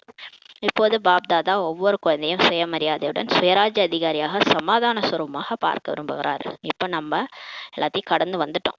இப்போ இனிமே நீங்க போராடாதீங்க, சும்மா முயற்சி பண்ணிட்டே இருக்காதீங்க, தீவிர முயற்சியில இறங்குங்க. சுயமரியாதையோட சுயராஜ்ய அதிகாரியா மாறுங்க, சமாதான சுரூபமா மாறிடுங்க. அந்த மாதிரி பார்க்க விரும்புறாரு. அனுபவி மூர்த்திகள் ஒரு நொடியில் மாற்றி விட முடியும். ஆனா யாருக்கு அனுபவம் இருக்குதோ அவங்க ஒரு செகண்ட்ல அந்த பிரச்சனையை மாத்திருவாங்க. பிரச்சனையை பெருசா சிலருக்கு ஒரு பிரச்சனை ஆரம்பிச்சதுன்னா 1 மாசம் ஓடும், 1 வருஷம் வரைக்கும் ஓடும். அதே கதையை பேசிட்டு இருப்பாங்க. போன வருஷம் நடந்த கதையை இன்னைக்கு வரைக்கும் பேசிட்டு இருப்பாங்க. ஏன்னா அவங்களுக்கு ஃபுல் ஸ்டாப்பே வைக்க தெரியல. ஃபுல் ஸ்டாப் வச்சாதானே முடியும் அந்த கதை. அந்த கதையே புத்தியில ஓடிட்டு இருக்கும். அப்புறம் எங்கேருந்து பாபான்னு நினைக்கிறது? அதனால சொல்றாரு, இப்ப அனுபவ மூர்த்திகளாகி ஒரு செகண்ட்ல மாற்றிட முடியும்ன்றாரு. நல்லது, அனைத்து இடங்களிலிருந்தும் வந்திருக்கிறீங்க. இப்ப பாபா எல்லாரையும் கேட்கிறாரு. இரட்டை அயல்நாட்டவரும் ஒவ்வொரு முறையும் தமது வாய்ப்பை நன்கு பயன்படுத்தி கொள்கின்றனர். நல்லது, இரட்டை அயல்நாட்டினரும் வந்திருக்கிறாங்க. இந்த குழுவில் பாண்டவர்களும் குறையல. பாண்டவர் அனைவரும் கை வைத்துங்கள்ன்றாரு. பிரதர்ஸ் நிறைய பேர் வந்திருக்காங்க. மாதர்கள், குமாரிகள், ஆசிரியர்கள் கை வைத்துங்க. முதல் குழுவில் மாதர்கள் அதிகம் இருந்தனர். ஆனால் இந்த குழுவும் பாண்டவர்களும் நன்கு பந்தயம் செய்திருக்கிறாங்கன்றாரு. பாண்டவர்களின் பெருமிதம் நம்பிக்கை இன்றளவும் மகிமை செய்யப்படுகிறது. அத்தகைய பாண்டவர்கள் தானேன்னு சொல்றாரு. இப்ப பஞ்ச பாண்டவர்கள்னா அந்த பக்தியில அவங்கள தானே பெருமிதம் செய்யறாங்க. அது யாருன்னா பாபா கூடவே யார் இருந்தாங்க அவங்களதான் பெருமிதம் செய்யறாங்க. நல்லது, பெருமிதம் உள்ளதா? பாண்டவர் என்ற வார்த்தை கேட்கும் பொழுதே பாண்டவர்களின் பதியை மறக்க முடியாது. பாண்டவர்களின் பதி யாரு? கடவுள் தான் இல்லையா? கிருஷ்ணரை தான் சொல்லுவாங்க. ஆனா இங்க நமக்கு சிவபாபா. அவ்வப்போது மறக்கிறதா? பாண்டவர்களின் பதி, பாண்டவர்களுக்கு இந்த பெருமிதம் வேண்டும் சொல்றாரு. நாம் கல்பம் பாண்டவர்கள் பாண்டவபதிக்கு மிகவும் அன்பானவர்கள் சொல்றாரு. நம்ம இந்த கல்பம் மட்டும் இல்ல, அடுத்த காலமும் நம் பாண்டவர்கள் பிரதர்ஸ் பாண்டவபதி சிவபாபாவுக்கு மிக அன்பானவர்கள். நினைவார்த்தத்தில் பாண்டவர்களின் பெயரும் குறைந்ததில்லை என்றாரு. பஞ்ச பாண்டவர்களும் அந்த பெரிய பெரிய சிலையெல்லாம் வச்சு வணங்குறாங்கல்ல, அவங்களுடைய நினைவார்த்தம்ன்றாரு. பாண்டவர்களின் பட்டமே வெற்றி பாண்டவர் என்பதாகும் சொல்றாரு. அத்தகைய பாண்டவர்கள் தானே நீங்கெல்லாம். நாம் வெற்றி பாண்டவர், அவ்வளவுதான். பாண்டவர் மட்டுமல்ல வெற்றி பாண்டவர். வெற்றி திலகம் அழியாது, நெற்றியில் இருக்கிறதுன்னு சொல்றாரு. மாதர்களுக்கு, தாய்மார்களுக்கு என்ன பெருமிதம் உள்ளது? மாதாஸ்க்கு என்ன பெருமிதம் உள்ளதுன்னு கேட்கிறாரு. அதிக போதை இருக்குதா? பாபா வந்ததே எனக்காக என்று மாதர்கள் மிகவும் பெருமையுடன் சொல்கிறார்கள். நம்மளும் என்ன சொல்றோம்? பாபாவே எனக்காக தான் வந்திருக்கிறாரு, அப்படித்தானே அப்படின்னு சொல்றாரு. ஏனெனில் அரைக்கல்பமாக மாதர்களுக்கு எந்த பதவியும் கிடைக்கல. 2500 வருஷமா பெண்களை என்ன பண்ணிட்டாங்க? ஒதுக்கி வச்சுட்டாங்கல்ல, எந்த பதவியும் கொடுக்கல. ஆனா இப்போ சங்கமேகத்துல பாபா பிரம்மா பாபா மேல வந்த பிறகுதான், பிரம்மா பாபா எல்லாருக்கும் மரியாதை கொடுக்க ஆரம்பிச்சிருக்குதான் உலகமே இப்ப பெண்களுக்கு மரியாதை கொடுக்குது. இடஒதுக்கீடு எல்லாமே அதிகமாக்கியிருக்காங்கன்றார் பாபா. அரசாங்கத்திலும் மாதர்களுக்கு அதிகாரம் கிடைத்திருக்கிறது. ஒவ்வொரு துறையிலும் சக்திகளான உங்களை பாபா முன்னால் வைத்திருக்கிறார். இப்போ பாபா வந்ததுனாலதான் இந்த 100 வருஷமா பெண்களுடைய இது உயர்ந்திருக்குன்றார்.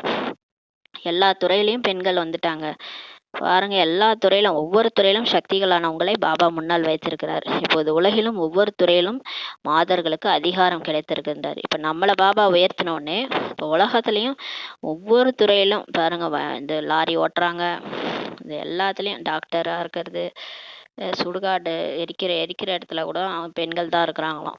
எல்லா இடத்துலையுமே இப்ப பெண்கள் வந்துட்டாங்க. மாதர்களுக்கு தான் அதிகாரம் கிடைத்திருக்கிறது. மாதர்கள் இல்லாத துறையே இல்லை. ஃப்ளைட்டு பைலட்டா இருக்கிறாங்க.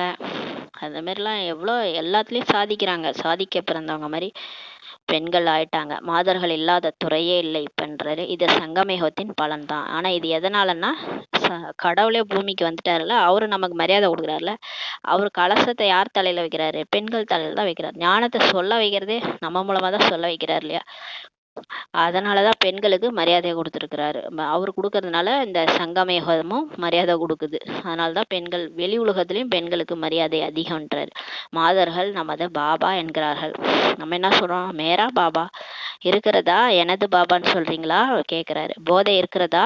மாதர்கள் கை அசைக்கிறாங்க. நல்லது. பகவானை தனதாக்கிய மந்திரவாதி தான் மாதர்கள். நம்மளாம் மந்திரவாதின்றாரு. கடவுளையே நம்மளுடையவங்களா ஆக்கிட்டோம். என்னுடைய பாபான்னொடனே அவர் நம்முடையவரா ஆயிட்டார். கூப்பிட்ட நேரத்துக்கு ஓடி வர்றாரு இல்லையா? பாபான்னு கூப்பிட்டா ஓடி வந்து வேலையெல்லாம் முடிச்சிடுவாரு. வேலையில செய்ய முடியலன்னா பாபா வாங்க செய்யுங்க அப்படின்னா உடனே எப்படிதான் முடியுது தெரியாது, வேலையெல்லாம் முடிஞ்சிடும். பாண்டவர்கள் மாதர்கள் சர்வ சம்பந்தங்களும் பாபாவுடன் அன்பு செலுத்துறாங்க. இப்ப எல்லாருமே பிரதர்ஸும் சரி மாதாஸும் சரி எல்லாமாவும் நினைக்கிறாங்க. அதாவது அம்மாவா அப்பாவா புதல்வனா பிரியதர்ஷனா நண்பனா எந்த உறவு சகோதரன் சகோதரி எல்லாமே பாபா தான் எனக்கு அப்படின்ட்டு அன்பு செலுத்துறாங்க. இருப்பினும் விசேஷ அன்பு எந்த சம்பந்தத்தில் என்பதை பாப்தாதா பார்க்கிறார். இருந்தாலும் விசேஷ அன்பு எந்த சம்பந்தத்துல அப்படின்ட்டு பாக்குறாரு. அநேக குழந்தைகளுக்கு இறைவனை நண்பனாக வைப்பது பிடித்திருக்கிறது. இந்த நண்பன்னா என்ன சொல்லுவாங்கன்னா ஆபத்தாண்டவன் சொல்லுவாங்க. டேய் கஷ்ட நேரத்துல வந்து கரெக்டா உதவி செஞ்சதான் நீதாண்டா என் நண்பன் சொல்லுவாங்க. அந்த மாதிரி பாபாவை இறை நண்பனா வைக்கிறது நிறைய பேருக்கு பிடிச்சிருக்கு. எனவே இறை நண்பனை பற்றிய கதை கூட இருக்குது. இந்த குதா தோஸ்துன்னு ஒரு கதை இருக்கு. அதான் வந்து இறை நண்பன்ற ஒரு கதை கூட இருக்கு. பாப்தாதா எந்த சமயத்தில் எந்த சம்பந்தம் தேவைப்படுகிறதோ அந்த சம்பந்தத்தில் பகவானை தனதாக்கி கொள்ளுங்கள் என்று சொல்கின்றார். இப்ப பாபா சொல்றாரு, உங்களுக்கு ஒரே சம்பந்தம் கூட வைக்கணும் அவசியம் இல்லை. இப்ப மனசு கவலையா இருக்குதா, அவர் அப்பா தாயா ஆக்கிருங்க, அம்மாவாக்கிட்டு மடியில போய் படுத்துக்கோங்க. அப்புறம் ஏதாவது ஒரு தைரியமே இல்லையா, அப்போ வந்து அப்பாவா கூப்பிடுங்க, அப்பா அப்படின்னோடனே தைரியம் கொடுப்பாரு. தோல் மேலே கை போட்டு நான் இருக்கிறேன் பயப்படாதன்னு சொல்லுவார். இந்த மாதிரி ஒவ்வொரு விஷயத்துக்கும் ஒரு ஒரு விதவிதமாக சம்பந்தம் இருக்குது. எப்படியாவது ஒரு ஜாலியாக எங்கேயாவது போய் சுற்றணும்னு பார்க்குறீங்கன்னா உடனே பிரியதர்ஷனா கூப்பிட்டுக்கோங்க. லவ்வராக கூப்பிட்டுட்டு அப்படியே பூமி பந்தில் போய் சுற்றிட்டு வாங்க. டூர்லாம் போயிட்டு வாங்க, பிக்னிக் போயிட்டு வாங்க. எங்கேயும் நம்மளால போக முடியல, அவரை கூப்பிட்டுட்டு நம்ம போயிட்டு ஊரெல்லாம் சுற்றிட்டு வரலாம். இந்த மாதிரி விதவிதமாக சம்பந்தத்தில் பகவானை தனதாக்கி கொள்ளுங்கள்ட்டு சொல்கிறாரு. அனைத்து சம்பந்தமும் வைக்கலான்ட்டு பாபா சொல்றாரு. பாபா எனது பாபா என்ற குழந்தைகள் சொன்ன மாத்திரமே பாபா என்ன சொல்றாரு, நான் உங்களுடையவன் சொல்றாராம். பாபா சொல்றாரு எல்லா சம்பந்தம் நீங்க வைக்கலாம், நீங்க எனது பாபா மேரா பாபான்னு சொன்னோடனே பாபா என்ன சொல்றாராம், தோ வந்துட்டேன் நான் உங்களுடையவன் சொல்றாராம். மதுபனின் அழகு நன்றாக இருக்கிறது. எவ்வளவுதான் தொலைவில் இருந்து பார்த்தாலும் கேட்டாலும் மதுபனின் அழகே தனிப்பட்டதுன்றாரு. எல்லா இடத்த விட மதுபன் தான் அழகுன்றார். மதுபனில் பாப்தாதாவின் சந்திப்பு நிகழ்கின்றது. பாபா மீட்டு நடக்குது. இன்னும் என்னென்ன பிராப்திகள் கிடைக்கின்றன, எத்தனை பிராப்திகள் என பட்டியல் போட்டால் தெரியும்ன்றாரு. அனைத்திலும் பெரிய பிராப்தியே சகஜ யோகம்தான். இயல்பான யோகம், உழைப்பு தேவைப்படாது. அதாவது ஈஸியா பாபான்னு நினைக்கிறது, கஷ்டப்படாம நினைக்கிறது சகஜ யோகி வாழ்க்கை. உழைப்பே கிடையாது, முயற்சியே இல்லை. என் கூடவே இருக்கிறாரு பாபா இருக்கிறாரு, நான் ஆத்துமா என் கூடவே பாபா இருக்கிறாரு. சகஜ முயற்சின்றாரு. மறக்கிறதுக்கு தான் கஷ்டமா இருக்கும், நினைக்க கஷ்டமா இருக்காது. பாபா மறக்க தான் கஷ்டப்படணும். மதுபன் வாயுமண்டலத்தின் மகிமை உயர்வானது. மதுபன் போனாலே எப்பேற்பட்டவங்களும் மாறிடுறாங்க இல்லையா, அந்த வாயுமண்டலம் அந்த மாதிரி. நம்ம சகஜ யோகி, இயல்பாகவே யோகி மாற்ற வல்லது. அங்க போனாலே பாபா நினைவு தானா ஏற்படும். ஏன்னா யாரை பார்த்தாலும் பாபா நினைவு வரும், எங்க பார்த்தாலும் பாபாவுடைய ஸ்லோகன் ஒட்டியிருக்கோம். பாபாவே தான் இருப்பாரு, எதை பார்த்தாலும் பாபாவே தான் நினைவுபடுத்தும். அதனால அங்க யோகா பண்ணணுன்றது கூட கஷ்டப்பட தேவையில்ல. ஏன்னா இயல்பாகவே யோகி வாழ்க்கையே அங்க இருக்கும். ஏன் மதுபனில் புத்திக்கு ஒரே ஒரு வேலை தான். மதுபன்ல போனா ஒரே வேலை தான். என்ன வேலை, பாபா நினைக்கிறது தான். சேவாதாரி குழுவில் வருபவர்கள் வேறு. ஆனா சேவாதாரி குரூப்ல வரவங்க சேவை பண்ணுவாங்க. ஆனா மதுபன் தினசரி வாழ்க்கை சகஜ யோகி, இயல்பு யோகியாக வைக்கும் நம்மை சொல்றாரு. இப்போ மதுபனுக்கு போனீங்கன்னா டெய்லியுமே உங்களுக்கு வாழ்க்கை எப்படி இருக்குன்னா பாபா நினைவு, இயல்பு யோகி, சகஜ யோகி இயல்பு யோகியாக நம்மளை மாத்திரும். புத்துணர்ச்சி பெற வருபவர்களுக்கு என்ன வேலை, இப்போ பார்ட்டியில போறாங்க, இப்போ நம்ம சேவாதாரியா போகாம ரெஃப்ரெஷ் ஆகிறதுக்கு போறோம்னா அங்க என்ன வேலை ஏதாவது இருக்குதா, டெய்லி என்ன பண்ணுவோம்? ஏதேனும் பொறுப்பு இருக்குதா உங்களுக்கு? சும்மா சுற்றி பார்த்துட்டு வர போனவங்களுக்கு பாபா மீட் அட்டன் பண்ணிட்டு வரணும். ஆனால் பார்ட்டியில் போகிறோம், சேவாதாரியாக போகாமல் பார்ட்டியில் போகிறோன்னா நமக்கு என்ன வேலை இருக்குங்க? சாப்பிடணும், குடிக்கணும், ஆனந்தமாக இருக்கணும், படிக்கணும், அவ்வளோதான். இதுதான் நமக்கு அங்கே வேலை. சாப்பிடணும், குடிக்கணும், ஆனந்தமாக இருக்கணும், முரளி கேட்கணும், முரளி படிக்கணும். இதுதான் மதுபன் தான் சொல்லி சொல்றாரு. அயல் நாட்டிலும் கேட்டுக்கொண்டிருக்கிறார்கள். இப்போ பாபா மீட் நடக்குது, அதை வந்து வெளிநாட்டில இருந்து கூட கேட்டுட்டு இருக்கிறாங்க. ஆனால் அங்கு கேட்பதற்கும் மதுபன் வருவதற்கும் இரவு பகலுக்கான வேறுபாடு உள்ளது. இருந்தாலும் மதுபன்ல போய் உட்காந்து பாபா மீட் பார்க்கறதுக்கும் வெளியே இருந்து கேட்கறதுக்கும் இரவு பகலுக்கான வேறுபாடு இருக்குன்றாரு பாப்தாதா. அங்கே டைரெக்டாக போனோன்னா நமக்கு அவ்வளோ சக்தி கிடைக்கும். வெளியே இருந்து கேட்கும்போது அந்த அளவுக்கு இருக்காது. பாப்தாதா சாதனங்கள் வாயிலாக கேட்பவர்கள் பார்ப்பவர்களுக்கு அன்பு நினைவுகளை இப்போ கொடுக்குறார். சில குழந்தைகள் இரவில் கண் விழித்து கூட கேட்குறாங்க. இப்போ வெளிநாட்டெல்லாம் பார்த்தீங்கன்னா இங்கே வந்து 6 மணினா அங்கே வந்து பார்த்தீங்கன்னா அவங்களுக்கு நைட்டாக இருக்கும், நடு நைட்டாக இருக்கும். அப்போ கூட கண் விழிச்சு கேட்குறாங்களாம் பாபா மீட்ட. நன்றாகத்தான் இருக்கின்றது, இருப்பினும் மதுபனில் வருவது மிகவும் நல்லது. பாபா சொல்றாரு, ஏன் அங்கே கண்ணு விழிச்சு கஷ்டப்பட்டு பார்க்குறீங்க, நேராக இங்கே வந்துடுறீங்க, இங்கே வர்றது நல்லதுன்றாரு. மதுபனில் வருவது நன்றாக உள்ளதா, அங்கே அமர்ந்து கேட்பது நன்றாக இருக்கிறதா, அங்கேயும் கேட்கலாம். இங்கும் கூட பின்வரிசையில் தொலைக்காட்சியில் பார்க்குறீங்க. அங்கே மதுபனில் கூட பின்னாடி உட்காந்து தான் நம்ம டிவியில் பார்க்குறோம். பாபா நேராக வந்திருந்தாலும், ஆனால் அவரோட வைப்ரேஷன் நம்மளால் அனுபவம் பண்ண முடியும். ஆனால் டிவியில் தான் நம்மளால் பார்க்க முடியும், ஏன்னா கிட்டக போக முடியாது. மதுபனில் வருவது நல்லது என உணர்பவர்கள் கைவெட்டுங்கள். யாரெல்லாம் சொல்கிறீங்க நான் பாபா மீட்டு வெளியே இருந்தே பார்க்கறது தான் நல்லது, யாரெல்லாம் சொல்கிறீங்க மதுபனில் வந்து பார்க்கறது தான் நல்லது, கைவேத்துங்கன்றாரு. எல்லாரும் கைவேத்துறாங்க. மதுபன் போனாலே அந்த ஒரு நல்ல ஒரு ஃபீலிங் இருக்கு இல்லையா, நல்லது. பாபாவுடைய சக்தியும் நமக்கு நேராகவே கிடைக்கும். கரண்ட் கொடுப்பாரு, சக்தி கிடைக்கும். அப்போ மகா வாக்கியம் கேட்கும்போது அது ஒரு தனி ஃபீலிங் வரும். அதான் சொல்றாரு, நல்லது. பக்தியிலும் என்ன மகிமை உள்ளது. மதுபனில் முரளி பாடப்பட்டதுன்ட்டு இருக்குதான், லண்டனில் முரளி வாசிக்கப்பட்டது என்பதல்ல. பக்தியிலே சொல்லியிருக்கிறாங்களாம். தேன் சொரியும் வர அந்த மதுபனில் முரளி வாசிக்கப்பட்டதுன்னு, அதாவது அந்த கிருஷ்ணருடைய புல்லாங்குழல் இசைக்கு சொல்லியிருப்பாங்கன்னு நினைக்கிறேன். அந்த மாதிரி பக்தியில் கூட சொல்லியிருப்பாங்க. அந்த இடத்துல போய் கேட்டாதான் அந்த ஒரு அருமைன்னு சொல்லி சொல்றாரு. லண்டனில் முரளி வாசிக்கப்பட்டதுன்ட்டு சொல்லலை. எங்கிருந்தாலும் மதுபனின் மகிமையை உணர்வது என்றாலே தன்னை மகானாக மாற்றுவதாகும் சொல்றாரு. எங்க இருந்தாலும் நீங்க மதுபனுடைய மகிமையை புரிஞ்சுக்கிட்டாலே போதும், மகானா மாத்துறதுன்னு சொல்றாரு. நல்லது. இங்கு வந்துள்ள அனைவரும் யோகி, ஞானி, தாரணி அனுபவம் செய்றீங்க. இப்போது முதல் முறை இந்த சீசனில் முக்கிய கவனம் தரப்படுகின்றது. இந்த சீசன் முழுவதும் தானும் நீங்க திருப்தியாக இருந்து பிறரையும் திருப்தி செய்யுங்கள். தான் மட்டும் திருப்தி பெறாமல் பிறரையும் திருப்திப்படுத்துங்கள்ன்றாரு. இப்போ நம்ம மட்டும் யோகா பண்ணோம், நம்ம மட்டும் பாபா கூட நிம்மதியாக ஜாலியாக இருக்கணும் அப்படின்னு இல்லாமல் நீங்களும் திருப்தியாக இருந்து எல்லாரையும் திருப்திப்படுத்துங்கன்றார். மேலும் சமயத்திற்கேற்ப எப்போது வேண்டுமானாலும் எதுவும் நடக்கலான்றாரு. அச்சானக்குன்னு சொல்கிறாரு.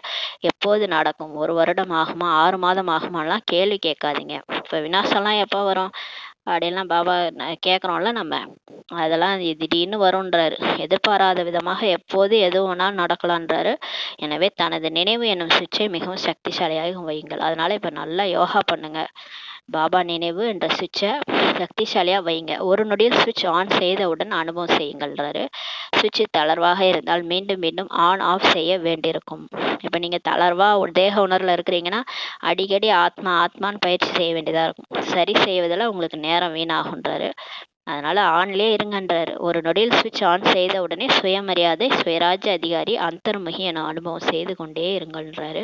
காலையில் அமிர்த வேலையிலே செட் பண்ணிடுங்க மைண்டை. நான் யார் தெரியுமா, நான் வந்து மாஸ்டர் சர்வசக்திவான், என்னை மாயா நெருங்கவே நெருங்காது, நான் விக்ன விநாசகன்ட்டு அந்த ஸ்திதியில் அப்படியே இருங்க, தடையை நீக்கக்கூடிய ஆத்மான்ட்டு அப்படியே எதுவுமே வராது, உங்களுக்கு கிட்டக்கே வராது. ஏன்னா அந்த வைப்ரேஷன் அப்படியே அனுபவம் பண்ணிடுங்கன்றாரு. உள்நோக்கு முகமாக அந்த அனுபவம் பண்ணிடுங்க. நாள் முழுதும் அதே ஸ்திதியிலே இருங்க. நாள் முழுதும் நான் யார் தெரியுமா அந்த ஸ்திதியிலே இருங்க, மறந்துடாதீங்கன்றாரு. மறந்தீங்கன்னா தான் அடிக்கடி சுவிட்சை ஆன் பண்ண வேண்டியது வரும்ன்றாரு. அனுபவங்கள் என்னும் கடலில் மூழ்கிருங்கன்றாரு. அனுபவம் என்னும் அத்தாரிட்டி உள்ளவர்களை எந்த ஒரு அத்தாரிட்டியனும் வெல்ல முடியாது. என்ன செய்ய வேண்டும் புரிந்ததா? பாப்தாதா சமிக்ஞை செய்கிறார், ஆனால் எப்போது எப்போது எப்போது என எதிர்பார்க்கிறார்கள். பாபா சொல்றாரு, இப்போதே தயாராகுங்கள். பாபா நமக்கு இஷாரா கொடுக்குறாரு, குழந்தைகளே ரெடி ஆயிடுங்க, டைம் நெருங்குதுன்ட்டு. ஆனால் நம்ம என்ன கேட்டுனுக்குறோம், எப்போ பாபா எப்போ பாபா எப்போ பாபான்னு எதிர்பார்த்துட்டு இருக்கீங்க. பாபா சொல்கிறாரு, இப்போவே தயாராகுங்க, நேரம்லாம் வரும்னு வெயிட் பண்ணாதீங்க, நேரம் வர்றதுக்கு முன்னாடியே தயாராகிடுங்களா. நேரம் வந்த பிறகு கதற வேண்டியதாக இருக்கும். அதனால் நேரத்துக்கு முன்னாடியே தயாராகிடுங்கன்றாரு. ஒரு நொடியில் சுவிட்ச் ஆன் செய்ய முடியுமான்னு சொல்லி கேட்குறாரு. எந்த சூழ்நிலையிலும் எந்த துன்பத்திலும் நினைவை சுவிட்ச் ஆன் செய்க, இந்த பயிற்சியை செய்கின்றாரு. ஏனெனில் இறுதி பேப்பர் ஒரு நொடியே தான் வரும். ஸோ அந்த லாஸ்ட்டு டெஸ்ட் பேப்பர் வந்து நஷ்டமோகா பற்றற்ற நிலை, நினைவு சுரூபம், பாபா நினைவு. எல்லாத்துலேருந்தும் பற்ற விளக்கிட்டு ஒரு பாபாவோட நினைவு அப்படி இருந்தால் தான் உடம்பை விட்டு வெளியே போக முடியும். இது இறுதி டெஸ்ட் பேப்பர். அது ஒரு செகண்டு தான். ஒரு செகண்டில் ஒரு எப்போ வேணாலும் யார் வேணாலும் சரீரம் விடலாம். எதுவுமே நிச்சயம் கிடையாது. ஏன்னா திடீர்னு இப்போ பிகேஸ்னால் சரீரம் விடுறாங்க. எந்த செகண்டும் நிச்சயம் கிடையாது. அதனால் எப்போ வேணாலும் டெஸ்ட் பேப்பர் வரும், ரெடியாக இருங்கன்றாரு. நிமிடம் அல்ல, யோசித்து கொண்டிருந்தால் பாஸ் ஆக முடியாது. சும்மா நான் நாளைக்கு பண்ணிக்கிறேன், பாபா சொல்லியிருக்காரு, நாளைக்கா நான் சுயமரியாதையில் இருக்கிறேன், நாளைக்கா அமிர்த வேலை, அந்த மாதிரி சொல்லிட்டு இருக்கிற மாதிரி இந்த சுயமரியாதை கூட நாளையிலேருந்து பண்ணுறேன் அப்படின்னா நாளைக்குன்னு தள்ளி போடாதீங்க, இன்றைக்கே செய்யுங்கன்றாரு. யோசிச்சுட்டுலாம் இருக்கக்கூடாதுன்றாரு. யோசிச்சுட்டு இருந்தீங்கன்னா பாஸ் ஆக முடியாது. பாபா நினைவில் சரீரம் விட முடியாது. அனுபவம் செய்பவரே பாஸ் ஆக முடியும்னு சொல்கிறார். யார் அனுபவம் செய்கிறாங்களோ அவங்க தான் பாஸ் ஆக முடியும். இப்போது ஒரு நொடியில் அனைவரும் நான் பரந்தாம வாசி சிரேஷ்ட ஆத்மா, இந்த நினைவு சுவிட்சை ஆன் பண்ணுங்க. பாபா இன்னைக்கு ஒரு சுமானம் கொடுத்துட்டாரு, சுயமரியாதை. நம்ம எல்லாரும் அனுபவம் பண்ணுவோம். நான் பரந்தாம வாசி சிரேஷ்ட ஆத்மா. ஒரு செகண்ட் அனுபவம் பண்ணலாம். நான் பரந்தாமத்தில் இருக்கிறேன், நான் அங்கேருந்து தான் வந்திருக்கிறேன், நான் பரந்தாம வாசி, நான் எப்பேற்பட்ட ஆளு, நான் சிரேஷ்ட ஆத்மா என்ற சுயமரியாதையில் நிலைத்திருக்கின்றேன்.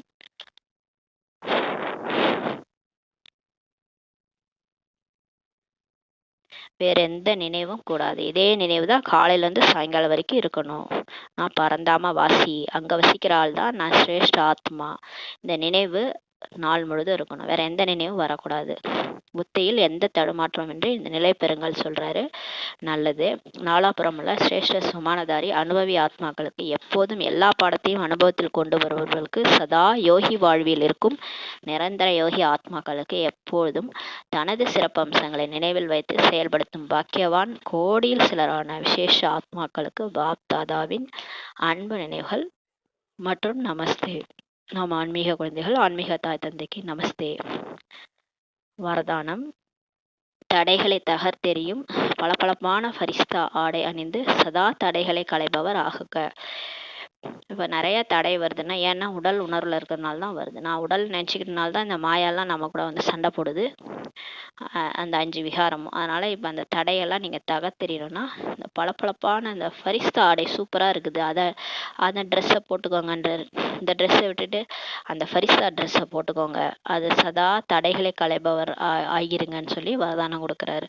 அந்த மாதிரி எப்பயுமே ஃபரிஸ்தா ட்ரெஸ்ஸையே போட்டுட்டு இருந்தீங்கன்னா தடைய வராது வாழ்க்கையிலன்றாரு. சதா தடைய களைபவராக ஆகுங்கன்றாரு.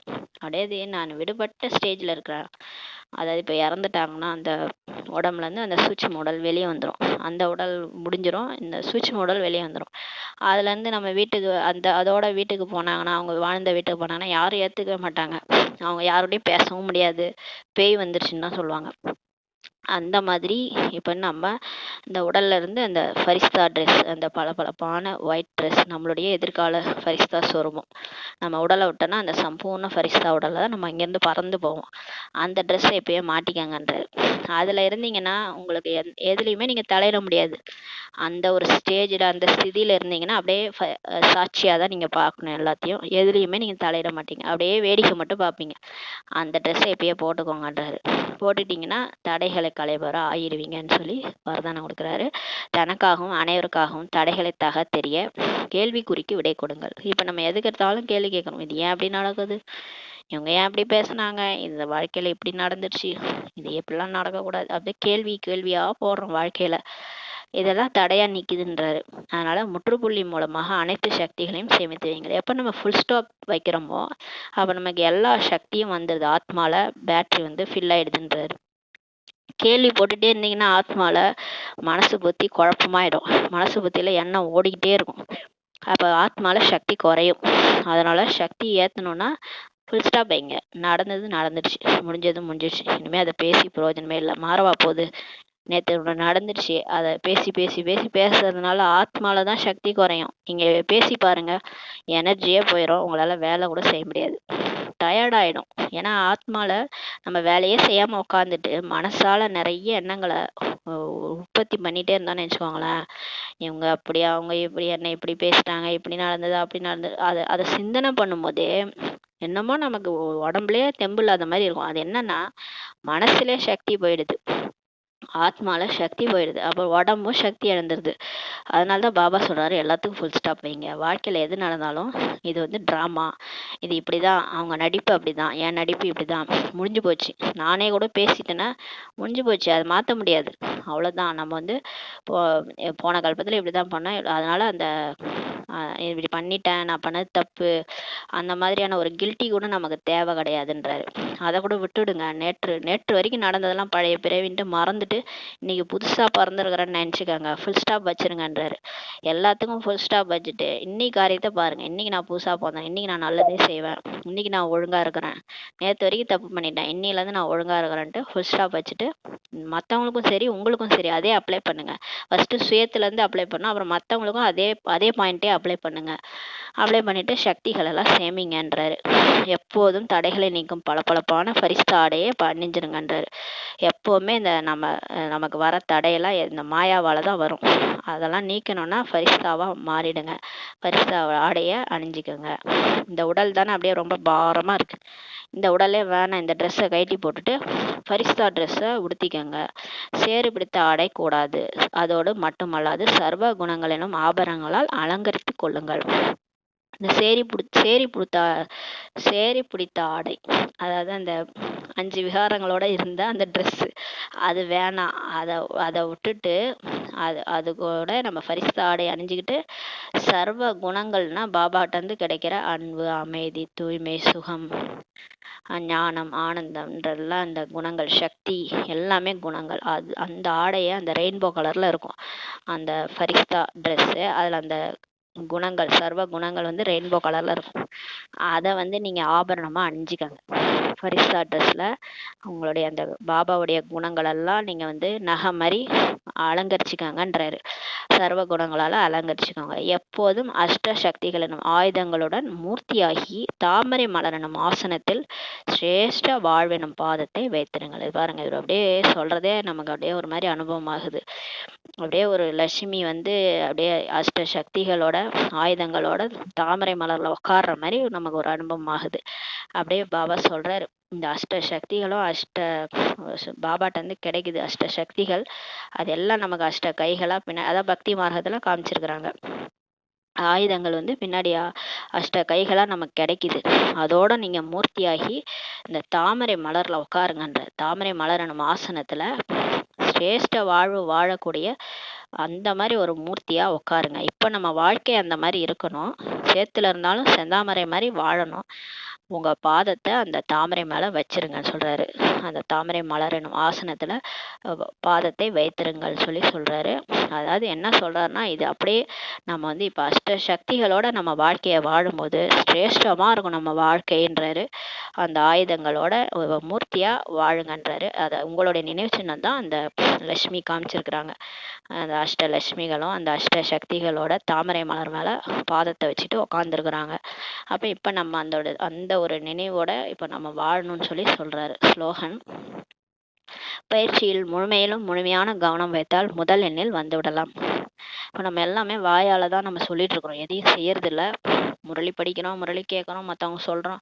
ஆனால் பாபா சொல்கிற ஒரு பயிற்சியும் முதலில் நான் அப்படின்னு சொல்லிட்டு செய்யணும். யார் செய்கிறாங்களோ அவங்க தான் வந்து நம்பர் 1ல வர முடியும். பிரம்மா பாபா பயிற்சியெல்லாம் ஃபஸ்ட்டு நான் அப்படின்னு சொல்லி செஞ்சார். எல்லாத்தையும் செஞ்சு ஃபஸ்ட்டு வந்துட்டார். ஆனால் அந்த புகழ் பெருமை முன்னிறுத்துறது எல்லாத்துலேயும் முதலில் நீங்கள்னு மற்றவங்கள முன்னிறுத்திட்டாரு. புகழ் பெருமையெல்லாம் மற்றவங்களுக்கு கொடுத்துட்டாரு. இவர் பயிற்சியை செஞ்சு ஃபர்ஸ்ட்ல போயிட்டாரு.